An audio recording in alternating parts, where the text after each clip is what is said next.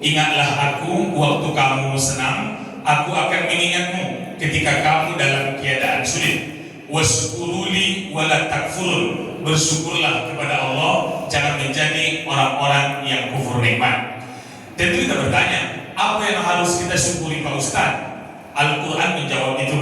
Nama suratnya Az-Zariyat, surat yang ke-51, nomor ayat yang ke-21. Wa fi anfusikum afala tubsirun.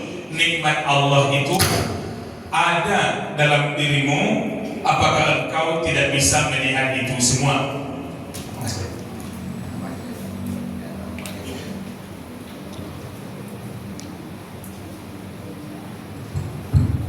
Wa fi anfusikum afala tubsirun. Nikmat Allah itu ada dalam dirimu, apakah engkau tidak bisa melihat itu semua? Dan Allah berjanji akan menambah kepada setiap insan yang bisa bersyukur. Di surat Ibrahim, surat yang ke-14, nomor ayat yang ke-7. Wa in ta'azzana rabbukum, ingatlah ketika Tuhanmu memaklumkan, la in syakartum la azidannakum, jika engkau bersyukur janji Allah akan menambah.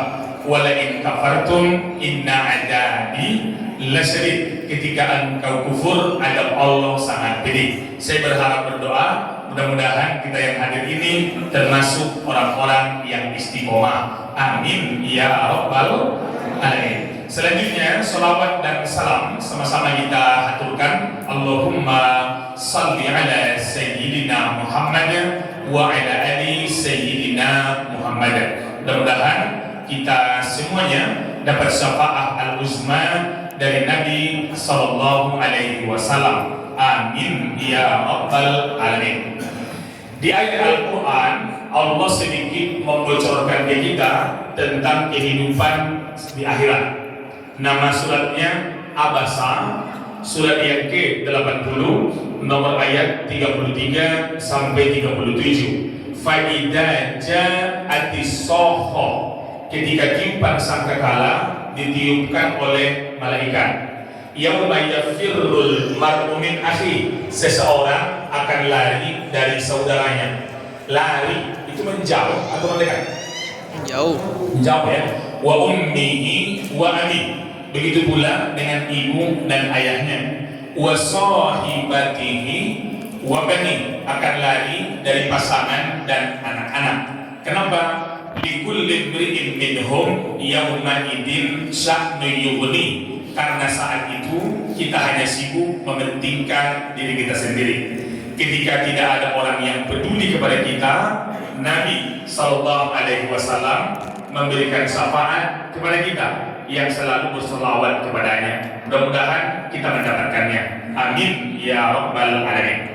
Bapak Ibu, sebelum masuk kajian, sedikit Ustaz memberikan motivasi kepada kita bahwa hadir ke sini Bapak Ibu tidaklah sia-sia. Tiap langkah kita dihitung malaikat sebagai amal dan ibadah. Allah sebutkan di surat Yasin, surat yang ke-36, nomor ayat yang ke-12. Inna nahnu nuhyil mauta, sesungguhnya orang meninggal kelak akan kami hidupkan kembali. Wa naktubu ma qaddamu wa asarhum, semua bekas tapak kaki, bekas-bekas langkah. Wa kulla syai'in, semuanya itu ahsoinahu fi imamin mubin, semua kami tulis dalam catatan amal ibadah mereka. Saya dari Bukit Barisan ke sini tak tahu berapa langkah karena memang naik motor. Ibu dari rumah ke sini, ada ibu hitung berapa langkah? Andaikan ibu hitung, ibu kurang kerjaan, karena itu pekerjaan malaikat. Jangan diambil alih, nanti malaikat jadi pensiun dini. Tapi intinya jemaah, tiap langkah kita dihitung sebagai amal. Duduk kita di sini lagi-lagi dapat pahala kedua, dapat pahala iktikaf. Tadi masuk masjid baca doa kan? Allahumma ftahli abawaba rahmati. Kita dahulukan kaki kanan kalau masuk masjid. Kalau masuk WC kaki kiri. Itu waktu normal. Waktu mencret lupa kita itu. Mau kaki kanan ke, mau kaki kiri, yang penting cuma sampai. Duduk kita di sini, kita ucapkan nawaitul i'tikaf, sengaja aku beriktikaf lillahi ta'ala, karena Allah Ta'ala. Duduk kita di sini sampai kita pulang dapat pahala iktikaf. Walaupun pahala iktikaf kita beda-beda. Yang duduk biasa dengan duduk bersandar tentu beda pahalanya. Yang mendengar ceramah dengan main HP itu juga beda pahalanya. Al jaza ala qadril amal. Balasan itu sesuai dengan kadar amal seseorang. Yang ketiga, hadir kita ke sini dapat lagi pahala mendengarkan bacaan Al-Quran. Apalagi tadi imam kita bacaannya begitu merdu. Beliau juara MTQ tingkat RT. Besok tingkat RW. Habis itu tingkat lurah, baru tingkat kabupaten. Di ayat Al-Quran Allah jelaskan bagaimana sikap kita kalau ada orang yang baca Quran. Di surat Al-A'raf. Apa namanya? Suara Ustaz, jelas nggak? Jelas ya? Atau terbayang-bayang dengan suara yang di luar? Enggak. Umat respon nih, tak ada respon. Selalu ceramah aja kan? Di Al-A'raf, surat yang ke-7, nomor ayat 204. Wa iza quri'al Qur'an, kalau ada orang yang baca Quran, reaksi respon kita bagaimana? Fastami'ulah, dengarkan dia. Kalau sudah dengar, wa ansitu, diam. Kalau sudah dengar dan diam, di ujung ayat la'allakum tattaqun, salah, turhamun. Mudah-mudahan rahmat Allah turun kepadamu. Karena memang kadang-kadang otak kita sudah terprogram. Kalau la'allakum tattaqun, wa ulaika humul muflihun, ala kulli syai'in lillahi, padahal belum tentu itu. Jadi intinya jamaah yang mulia, hadir kita ke sini tidaklah sia-sia. Dari langkah kaki kita mendengarkan tausiah, mendengarkan bacaan Al-Quran, dihitung malaikat sebagai amal ibadah insya Allah. Oke, Bapak Ibu, Hijriyah poin pertama yang kita bahas. Di dunia ini ada banyak kalender yang dikenal manusia. Salah satunya adalah kalender Hijriyah. Ada namanya kalender Gregorian. Apa namanya? Suaranya jelas ya? Jelas ya? Serius lah? Oke, yang pertama, Pak, bisa request matikan aja yang di atas. Maksudnya suaranya kayak gitu. Jelas.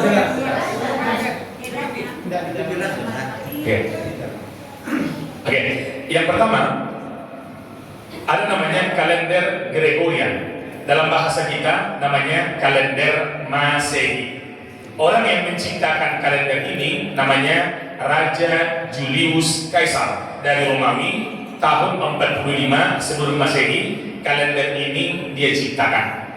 Tahun 1582 pemimpin agama Katolik namanya Paus Gregorius menyempurnakan kalender yang tadi, maka kalender Masehi dikenal dengan bahasa Inggris kalender Gregorian. Sampai sekarang masih berlaku, sekarang tahun 2026. Kalender Masehi, nama-nama bulannya itu banyak diambil dari nama dewa Yunani. Kalau laki-laki dewa, kalau perempuan Dewi, kalau bencong Deo. entahlah. Contoh Januari itu diambil dari nama dewa Janus. Janus artinya dewa yang bermuka dua. Kenapa dia diletakkan di awal tahun? Karena Januari itu bisa menengok ke depan dan ke belakang. Dia bisa menengok ke depan, Februari 2026, bisa juga menengok ke belakang, Desember 2025. Karena bisa menengok ke depan dan ke belakang, maka bulan pertama namanya Januari, diambil dari nama dewa Janus, dewa yang bermuka dua. Jadi kalau ada kawan ibu yang bermuka dua, namanya munafik. Janus munafik itu menggunting dalam lipatan, menjegal kawan seiring, menikam dari belakang, musuh dalam selimut, pagar makan tanaman, ular berkepala kepala tiga. Jadi intinya ini yang pertama tadi kalender Masehi atau kalender Gregorian. Ada yang kedua, kalender itu kita kenal namanya kalender Imlek. Pernah dengar nggak? Itu biasanya kalau mereka tahun baru, saudara-saudara kita orang Tionghoa mengucapkan itu gongsi. Apa artinya itu? Selamat tahun baru. Orang yang menciptakan kalender ini raja dari Tiongkok, namanya Kaisar Huangdi. Dia menciptakan kalender ini tahun 2696 sebelum Masehi. Jadi 3 milenium sebelum Masehi kalender Imlek udah ada. Berarti lebih tua mana? Imlek atau Masehi? Imlek. Ada pula kalender yang ketiga, namanya kalender Saka. Pernah dengar? Itu biasanya kalau tanggal merah di kalender kita, keterangan di bawah tahun baru Saka. Jadi Saka itu orang yang menciptakan namanya Raja Salivahana dari India. India itu negaranya Amitabh Bachchan, Sanjay Dutt, Hrithik Roshan, Shahrukh Khan, Deepika Padukone, Hema Malini, Preity Zinta, dan kawan-kawan. Itu ada raja di sana namanya Raja Salivahana. Tahun 78 Masehi berperang melawan pemberontak.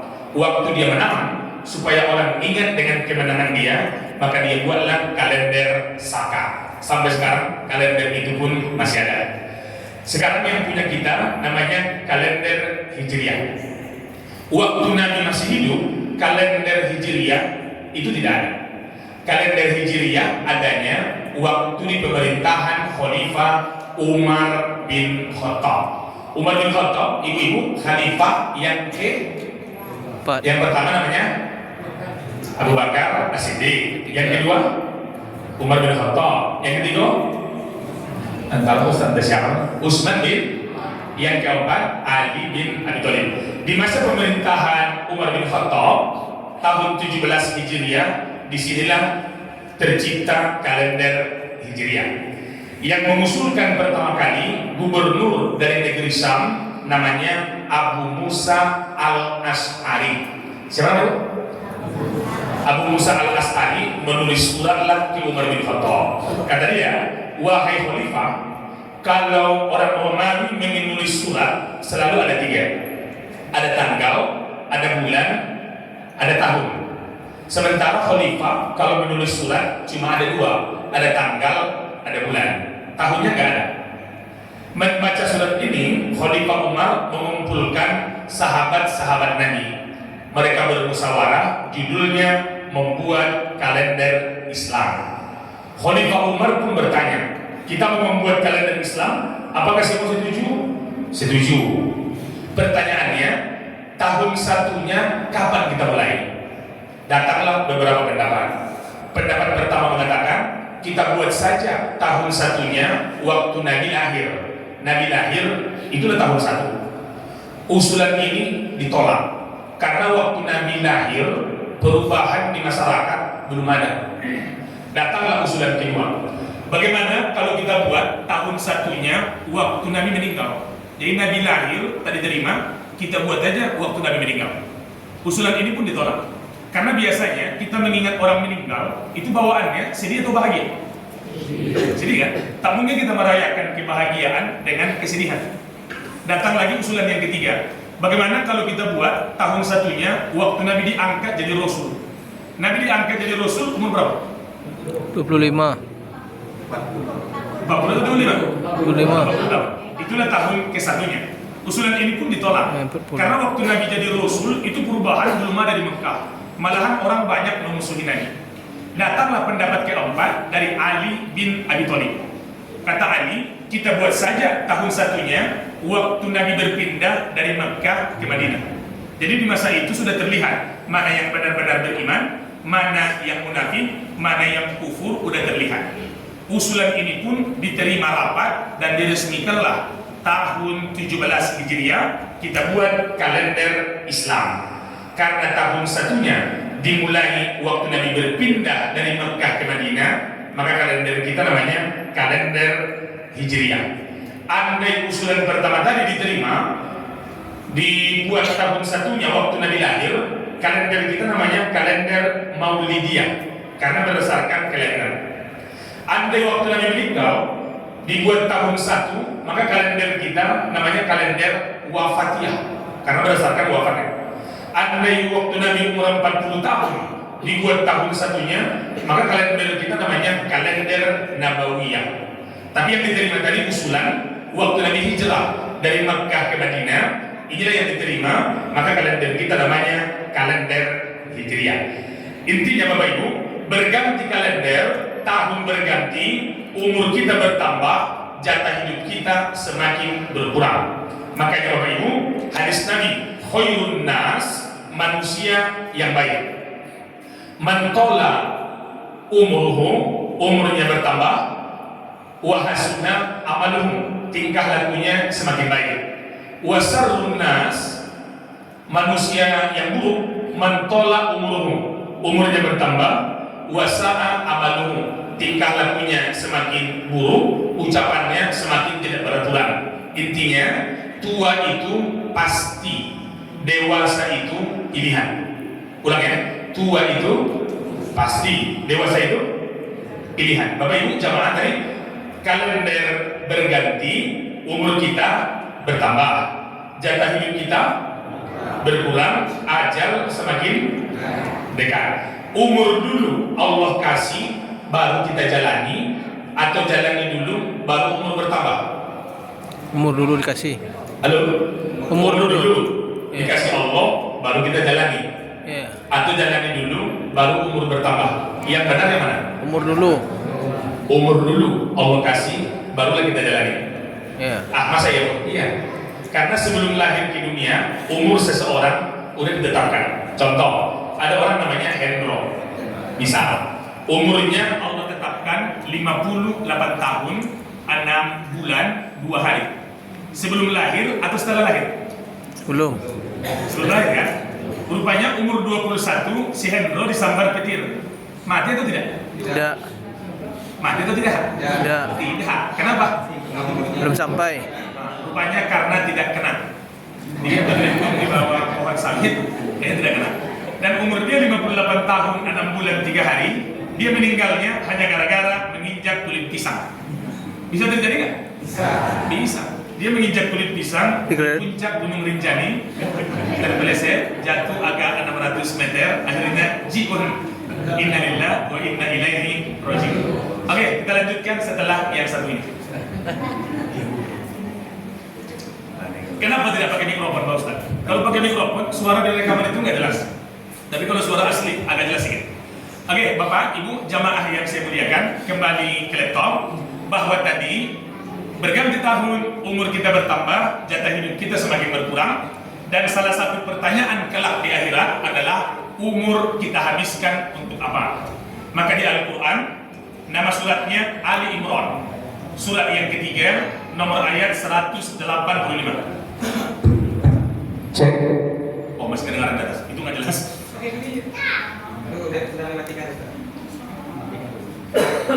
Sudah matikan itu. Cek. Jelas ya? Oke, bapak-bapak dan ibu-ibu jamaah yang mulia, di Ali Imran surah yang ketiga ayat 185 Allah berfirman begini, kullu nafsin za'iqatul maut, semua orang bernyawa akan merasakan Mati. maut. Maut artinya apa? Mati. Dicabut. Apa yang dicabut? Ruh. Dua kali jawab, 2 kali salah. Yang namanya dicabut itu dipaksa atau dirayu? Paksa. Dipaksa. Kalau dipaksa enak atau sakit? Oke. Karena sakitlah, makanya ada doa, Allahumma hawwin alaina fi sakaratil maut wan najata minan nar wal afwa indal hisab. Jadi jemaah yang mulia, semua kita akan merasakan itu.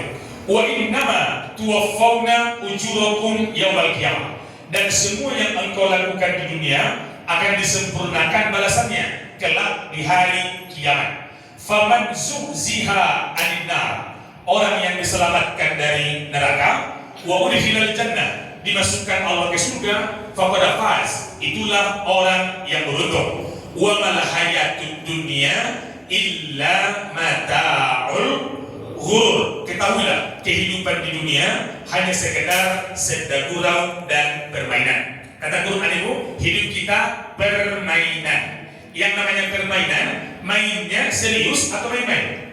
Main-main. Lalu permainan, berarti mainnya serius atau main-main? Serius. Serius.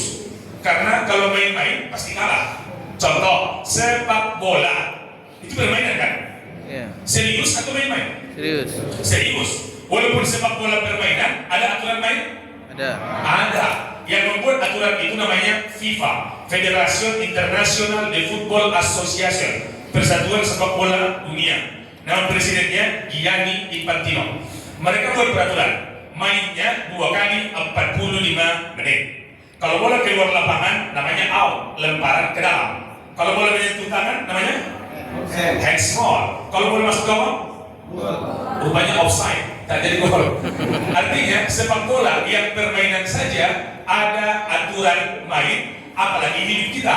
Walaupun permainan ada aturan main. Aturan main dalam hidup kita kenal namanya Quran dan Sunnah. hadis. Dan jamaah yang mulia, kembali ke laptop, bahwa salah satu yang diminta pertanggungjawaban kepada kita adalah umur kemana kita habiskan. Saya mau tanya sama ibu, ibu jawab ya. Umur ibu sekarang berapa bulan? Halo, umur ibu sekarang nih berapa bulan? Tahu berapa? Susah menjawabnya kan? Apalagi ditanya berapa hari umurmu, makin berat menjawab itu. Ada orang umurnya dihitung pakai bulan?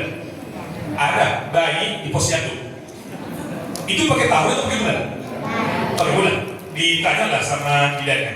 Ada ibu umur berapa? 7 bulan katanya. Di waktu 7 bulan itulah ibunya sering amnesia, lupa ingatan. Dia gendong anak, dia nanya, anak siapa ini? Padahal anak dia. Ibu pernah gitu? Ibu gendong anak, terus bertanya, anak siapa ini? Ada ibulah, masa anak Pak RT? Jadi intinya, jamaah yang mulia, berapa bulan usia kita, berat kita menjawab. Berapa hari, makin susah. Padahal yang ditanya di hadapan Allah besok adalah detik per detik usia kita habiskan untuk apa? Kelak akan diminta LPJ, laporan bertanggung jawaban. Dengan bertukarnya tahun, lagi-lagi tadi yang ditanya kepada kita usia kita habiskan untuk apa dan apa yang kita kerjakan dari kita lahir sampai kita meninggal dunia, itu kelak diminta bertanggung jawaban. Bapak, Ibu, jamaah yang mulia, kita sekarang hari ini ada. 100 tahun yang lalu tidak ada. 100 tahun yang akan datang Tidak ada. Sekarang kita ada. 100 tahun yang lalu tidak ada. 100 tahun yang akan datang Tidak ada. rasa-rasanya Tidak ada. saat itu bertanggung jawaban luar biasa. Jadi Bapak Ibu kembali ke pembahasan, bahwa tadi pembahasan pertama adalah kalender. Ada kalender Masehi, ada kalender Saka, ada kalender Imlek, ada kalender Hijriah. Semua hari berganti menjadi bulan, bulan berganti menjadi tahun, mengajarkan kepada kita bahwa wal asri, demi masa, innal insana, orang yang dikasih Allah masa tapi tak digunakan dengan baik, lafi khusrin, pasti akan merugi. Rugi di dunia, rugi di akhirat. Poin nomor 2, Bapak Ibu, hijrah itu ada 3. Berapa? Ibu mengantuk gak mendengar ceramahnya? Kalau mengantuk, bacakan aja doanya. Bismikallahumma ahya wa bismika, agar tidurnya menjadi amal ibadah. Hijrah ada 3. Yang hijrah itu artinya berpindah. Kalau disebut berpindah pasti ada 2.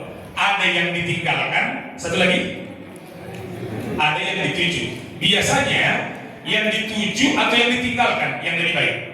Dituju. Biasanya yang ditinggalkan atau yang dituju yang lebih bagus? Dituju. Yang dituju. Minimal di pikiran kita yang dituju itulah yang lebih bagus daripada yang ditinggalkan. Maka jamaah yang mulia, hijrah pertama namanya hijrah makani, berpindah tempat. Hijrah artinya berpindah, makani artinya tempat. Hijrah makani, berpindah tempat. Oke, kita cek. Nabi Muhammad lahir di Makkah atau Madinah? Mekah. Makkah. Menikah di Makkah atau Madinah? Mekah. Entah Ustaz, aku tidak hadir waktu pernikahan. Oke, menikah di kota Mekah. Makkah. Diangkat jadi Rasul di Makkah atau Madinah? Mekah. Lagi-lagi masih di Mekah. Umur Nabi 53 masih di kota Mekah Al-Mukarramah. Umur 53 Nabi pun berpindah ke Madinah Al-Munawwarah.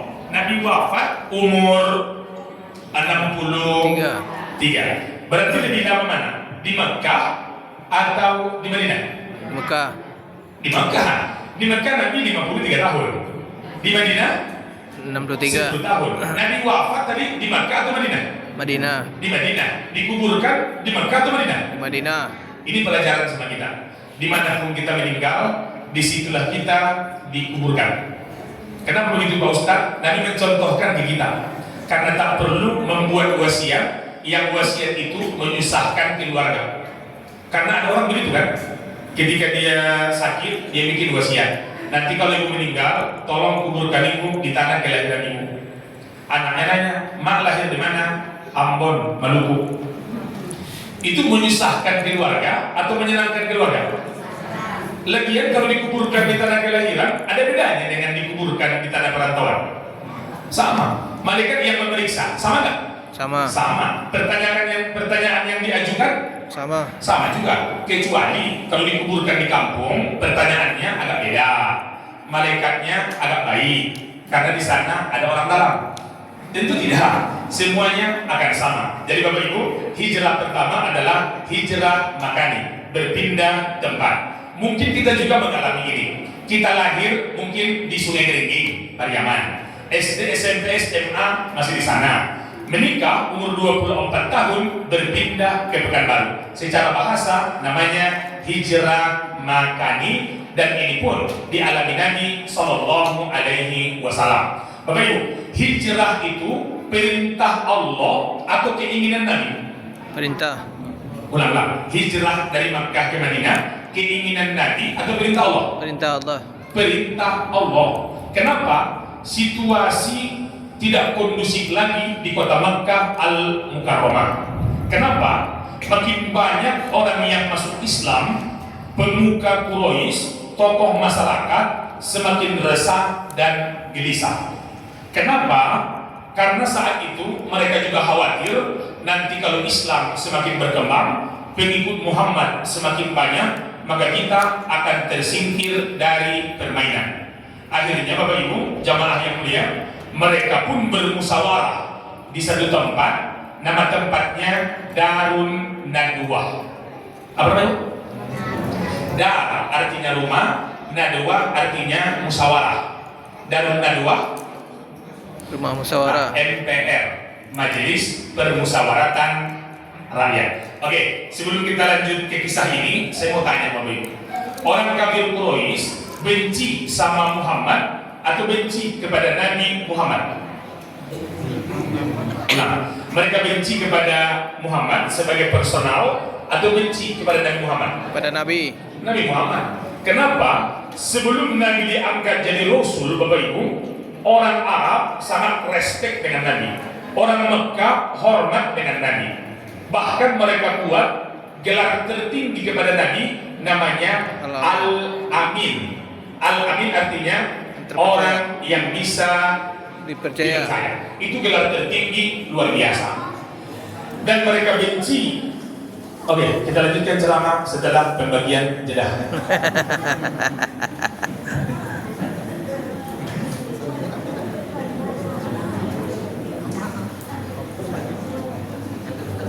Yakin. Kalau kamu yakin bahwa dia adalah Rasul, kenapa kamu tidak mengikut? Rupanya 3 penyebab Bapak Ibu yang membuat mereka benci dengan Nabi Shallallahu Alaihi Wasallam. Yang pertama, alasannya adalah alasan bisnis, alasan ekonomi. Begini Bapak Ibu, bisnis yang paling menjanjikan di masa itu setidaknya ada 3. Yang pertama adalah jual beli berhala. Berhala itu diperjualbelikan. Orang dari luar kota datang ke kota Makkah hanya khusus untuk membeli berhala. Tahun depannya lagi, dia datang lagi untuk membeli berhala. Tahun depannya lagi, datang lagi, begitu terus, sehingga ekonomi luar biasa dari bisnis berhala. Pertanyaannya, dalam Islam Bapak Ibu, ini berhala halal atau haram? Haram. Andaikan mereka masuk Islam, bisnisnya terganggu atau tidak? Ganggu. Ini alasan pertama, karena sebab bisnis yang paling menjanjikan pertama adalah berhala untuk disembah, berhala untuk seperti bahasa kitanya adalah untuk memudahkan rezeki. Yang kedua, bisnis yang paling menjanjikan saat itu adalah bisnis riba. Bahasa kitanya rentenir. Pinjam 2 juta, ganti 4 juta. 4 juta. Dalam Islam, ini halal atau haram? Haram. Haram. Dan itu bisnis mereka luar biasa waktu itu. Andaikan mereka masuk Islam, bisnisnya lanjut atau tutup? Tutup. Mereka takut itu. Yang ketiga, bisnis yang paling menjanjikan waktu itu adalah khomar. Khomar itu bahasa kitanya Tua. miras, minuman keras. Semua minuman keras haram kecuali es batu. Walaupun halal, keras tapi halal. Jadi Bapak Ibu jamaah, alasan pertama adalah karena alasan bisnis, maka mereka menolak dakwah Nabi. Alasan kedua adalah sosial kasta di masyarakat. Bapak Ibu, orang Arab jahiliyah dulu mengenal apa yang disebut namanya kasta atau tingkatan. Ada yang paling tinggi Bapak Ibu namanya Arab Quraisy, itu nomor 1 tuh. Nomor 2 Arab tapi bukan Quraisy. Yang ketiga adalah orang yang berkulit putih tapi bukan orang Arab. Yang keempat tingkatan di masyarakat orang berkulit sawo matang kuning langsat. Yang kelima berkulit hitam budak hamba sahaya. Oke, kita urutkan ya. Yang paling tinggi tadi siapa? Orang Quraisy. Arab Quraisy. Nomor 2 terus hilang. Kenapa? Datang jeda hilang bahan ceramah. Oke, yang pertama tadi Arab Quraisy. Yang nomor 2 Orang berkulit putih. Arab tapi bukan Quraisy. Yang nomor 3 orang berkulit putih tapi bukan orang Arab. Yang keempat orang berkulit sawo matang kuning langsat. Yang kelima adalah budak berkulit hitam. Kira-kira Abu Jahal level yang mana? Quraisy. Level yang paling tinggi kan? Bilal bin Abi Rabah level yang mana? Paling bawah. Yang paling bawah. Abu Jahal tak mau setara dengan Abu Jahal. Kita beda kelas guys, kata dia. Nabi menyampaikan di Al-Quran di surat Al-Hujurat surat 49 nomor ayat 13. Ya ayyuhan nas, wahai semua manusia, inna khalaqnakum min zakarin wa unsa. Kami menciptakanmu dari laki-laki dan perempuan. Wa ja'alnakum syu'uban wa qabaila. Kami jadikan kalian bersuku-suku dan berbangsa-bangsa. Apa gunanya? Lita'arufu, supaya bisa saling mengenal. Siapa yang paling mulia? Inna akramakum indallahi atqakum. Orang yang paling mulia adalah orang yang paling bertakwa. Kira-kira Bapak Ibu, sebelum Islam datang, orang dibedakan dengan kastanya. Setelah Nabi SAW jadi Rasul, kita manusia semuanya sama. Yang tidak setuju dari 5 kasta itu yang mana? Orang Quraisy. Yang level pertama Arab Quraisy.